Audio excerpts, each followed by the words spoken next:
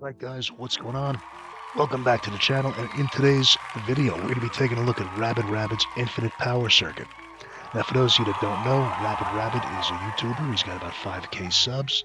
He introduced this system about, 4 or 5 years ago. I've been using it for a long time. It's been holding up very well. It's served me very well over the years.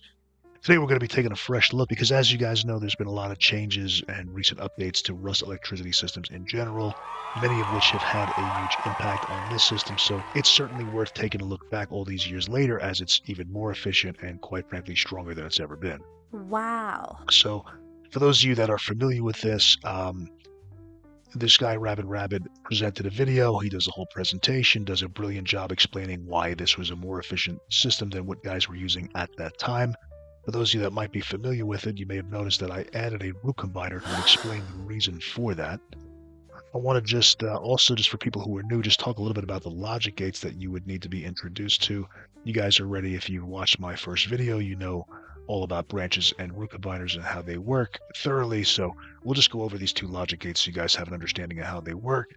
And then I'll give you just a brief explanation of my setup here before we really dig into Rabid's logic, and then talk about different ways to exploit it now that we have all this additional power. So make sure to stay tuned for that new bonus at the end, where we'll show you guys how to really take advantage of some of the extra power flowing through this system now. So all that being said, let's just go ahead and start with the changes that are most relevant. First and foremost would have to be the fact that components no longer require wattage in order to operate. So prior to that update, let's just say, for example, if you had a circuit, if you had a rig, and let's say you were using 6 components, you were going to lose 6 rust watts just from having those components active and activated at all times. So you always had to factor in the components you were using in addition to the need that you actually have. As you guys know, that's no longer the case. That's all been streamlined. The only concern you would really have now would be whatever your needs may happen to be. You no longer have to factor in additional wattage for all the components that you're using. So that's a big deal. Secondly, small batteries. Back when Rabid did his demonstration, he used a small battery for that demonstration. And at that time, small batteries only outputted 10 watts. As you guys know, they now output 15 watts. That doesn't seem like much of a big deal, but it actually is. I'm going to show you guys again at the end of the video how you could utilize some of that additional power going through the system now. A change that's worth noting is that branches could be set to a lesser value. Back before a recent update, 2 was the least value you could assign to a branch. Now you could set it to a lesser value of 1. And in that scenario, you would just save 1 rust watt, but every little bit counts. And of course, as you add it all up collectively, it has a big impact. And last but not least, I just want to point out that batteries in general no longer drain. So it used to be that when a battery's output was connected to something, it wouldn't matter what it was. If it was connected to something, it would bleed the battery. That's no longer the case. I'll just demonstrate here real briefly. I'll just disconnect this for a second. I'll just show you that we have 15 flowing from a battery into a blocker. It's flowing from the blocker's input to its output, and it's going into an OR switch, and then that 15 from input B is being output here. It's going through the counter. So even though this 15 watts from the battery is going through all of these circuits here, notice how the battery has not been drained. It's at a value of 37. It's been consistent like that the whole time. If the battery was in use, I have everything right here hooked up to a switch with an auto turret. If I were to go ahead and activate that, now the battery's actually in use, and you can see the battery begins to bleed. But that's only Wow. because, again, everything is active, right? So just because a battery's output is connected to something, it won't bleed the batteries anymore. So that's a big deal. And all of those things were just not happening when Rabid created and introduced the system. So now all these years later, with all these updates, like I said, it's worth having a second look at. So that explains that. Now, real briefly, I'm just going to take a look here at the OR switch and the blocker, for those of you that aren't familiar. So very simple, 1 input here with the blocker, 1 output, and power will flow from its input to its output. Simple as that. The only exception to that would be if 1 rust watt or more would reach this block pass-through here, the blocker would then activate and power would not be allowed through its output. So hopefully that makes sense. And in regard to the OR switch, 2 inputs, as you guys can see here, input A, input B, 1 output. The way this works is the OR switch will prioritize whichever input is getting more power. That's the one it'll prioritize and output. So for example, if input A was getting 10 watts and input B was getting 15 watts, the OR switch would prioritize input B and it would output 15 watts. It's important to note it does not combine inputs. It's not a root combiner. It will choose either or, hence the name OR switch, and it'll make that decision based on whichever input is getting more power, and that's the one it'll prioritize and output. So hopefully that all makes sense. And then very briefly, I just wanted to show what I'm doing here. So we have two solar panels. We're on a build server. Each one of these panels is outputting 20 watts. We have them connected to the inputs here of a root combiner. In the last video, I showed you guys how to use multiple root combiners to combine multiple sources together.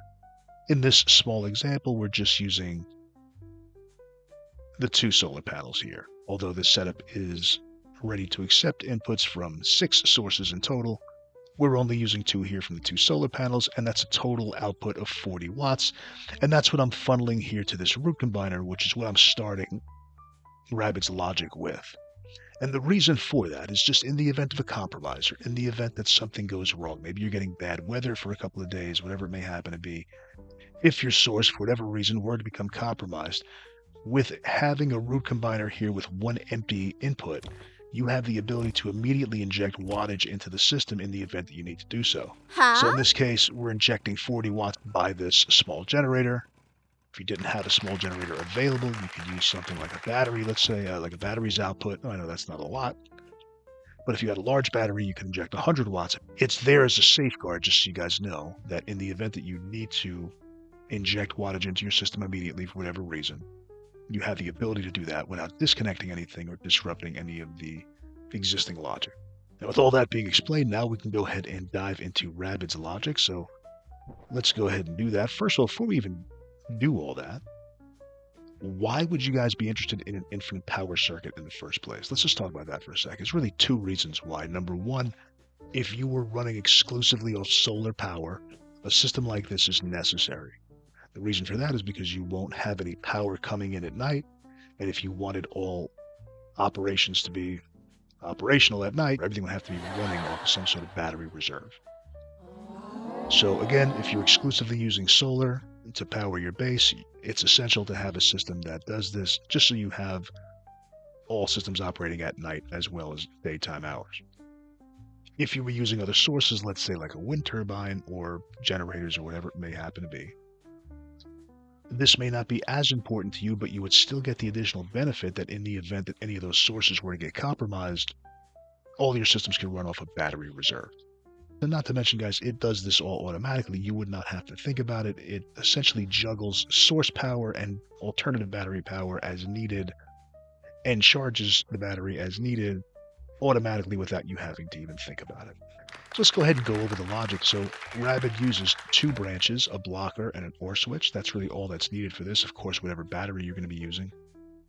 And the way this works is the first branch here would be set to whatever your need may happen to be. Now in this small example, I'm just running an auto turret, so my need is just 10 watts. If you were running the entirety of your base's needs off a system like this, you could certainly do that, and you would make the entirety of those needs set to whatever's relative here. In this case, we only have 40 watts going in, so I only need 10, so 10 is my need. So I'll set this to 10, and then the remainder of 30 will be daisy-chained to the next branch for further delegation. What we're going to do here is we're going to assign 1 watt specifically to the block pass-through, and the reason for that is just to let the blocker know that we are receiving power from the initial source. And as you can see, the blocker will then activate and it'll prevent power from flowing from its output, as we mentioned. The 29 remaining, we're actually going to use that to charge the very same small battery that the system's running on. The output of that system will be connected to the blocker in the event that there's no power getting in. In the event that this blocker did not get the 1 watt here, which we can do by cutting the source here, notice now power flows from the output into the blocker, through the blocker, and into the OR switch. And again, because the source is now compromised, the 10 that we delegated for our need is now set to 0. So let me just go ahead and just show you guys what I need. Let's go ahead and turn on the turret. We'll fire that up. So during daylight hours, when we're getting power, 40's coming in, we have 10 designated to our need. We're taking the additional 30. We're delegating it as mentioned. 29 of which is going to charge a small battery, as you can see is happening now live in game. All operations are running from the source. However, if I were to cut the source, notice how the battery shuts down just temporarily, then it fires right back up immediately. Everything now is running off battery reserve. Notice how the battery is draining now, it's being depleted because it's no longer getting the initial charge from the source. That'll remain that way, and everything will remain operational until the battery completely bleeds. When the source is restored, notice how the OR switch changed over. Input A is now being utilized. Because we have wattage going to the blocker is now engaged again. It's preventing power from flowing to its output. This is why input B is getting 0 now. So we're running off the source now. And of course, we're again charging the battery with 29 watts that we have remaining in this example.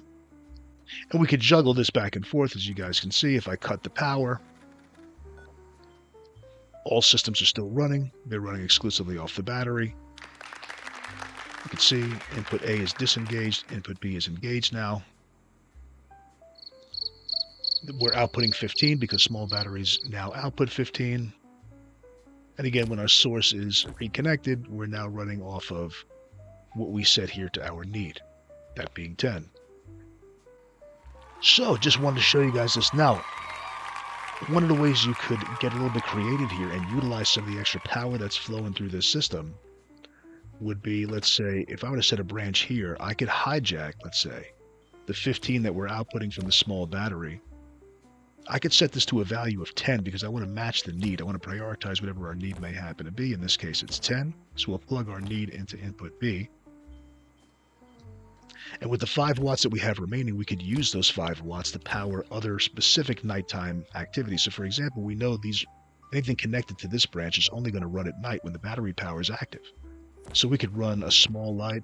In that example, these small lights only require 1 rust watt in order to operate. So I'll go ahead and rig something like this. So we could run 2 of those with the 5 watts, and then with this pass-through here, we can go ahead and even fire up an additional larger light. And there should be 1 rust watt remaining after this, which we could even use to power up a timepiece. So now you can see here when the source fails or gets breached or compromised, or when the sun goes down, whatever it is, the lights automatically engage. The timepiece automatically engages. If you were coming home at night, you'd be coming home to a lit base. Again, when power is restored in the morning or when you resolve whatever problem may be at hand, notice how the lights go off automatically because once the source is restored, there's no need to utilize the battery because the blocker is now engaged. Again, back and forth here. As we do this, the lights engage and fire up automatically. The turret shuts down just for a second as everything goes to battery power there. So this extra 5 watts actually goes a long way in this little mini example here, guys. I wanted to show you another way we can get creative regarding some of the power we have flowing through this existing system. So we have 29 watts we mentioned here that we're using to charge this small battery, but what if we didn't need all 29 of those watts to do that? So we can go ahead and run that 29 watts, let's say, to a branch, and maybe want to designate 20 watts toward the battery that the system is operating on, because obviously the turret and everything is running off that system. So we're going to prioritize 20 watts for that. That still leaves us an additional 9 watts that we could utilize for something else. In this case, maybe you want to charge a secondary battery. Now the secondary battery is also charging at a lesser rate, of course. It's only getting 9 watts as opposed to the 20 that we prioritized for this battery. But as you can see, the battery is taking a charge. Since the charge happens to be a value of 9, maybe we could run some needs that happen to be a lesser value. So for example, I'm going to take the output of this battery now, and I'm going to just run it into a system like this, which I'm sure you guys may utilize. This is the industrial conveyor systems. I'm going to go ahead and power that up, and I'm going to utilize its pass-through to power up the next one, because as you guys know, you would need at least 2 of them. I'll take that pass-through, and we'll plug that into an industrial crafter. So now the need for these 3 would be a value of 3 watts, each one requiring 1 watt. Now, as of right now, guys, everything is turned off. Being as though they're all turned off, they're not draining or bleeding the battery in any way. The battery is just taking the charge from the 9 that we have coming in during daytime hours when the source is active. Again, if I were to cut the source, keep in mind the lights automatically activate. The turret is going to run 24/7 However, this battery will not be taking a charge. However, because it already took a charge during the day to some extent, and because the need over here is pretty low, notice if the switches are turned off, you're not even going to bleed the battery. So whatever juice is left in this battery, in this example, we have 44 watts. We could use that 44 watts to run these systems at night. So all these systems are firing off at night. Now, as you see, when they're running, they will bleed the battery to some extent. But 3 watts is not a very hefty tax on the battery. As you can see, it's going to take a while to get to 43. There you go. So these systems are essentially functional at night. When you're finished with them, of course, turn them off so they don't bleed the battery. And then during daylight hours, when the sources are restored, the battery's now taking a charge again, in this example at 9 watts. So just little creative ways there to take the existing system and hijack power from it to do cool and useful things like charging secondary batteries and running secondary systems that are maybe less of a priority. But nonetheless, I think you guys get the point. If you guys are finding some kind of value out of this and you want to see more content like it, make sure to support the channel by liking and subscribing. And we'll see you next time right here on Aging Rust Addict. Later.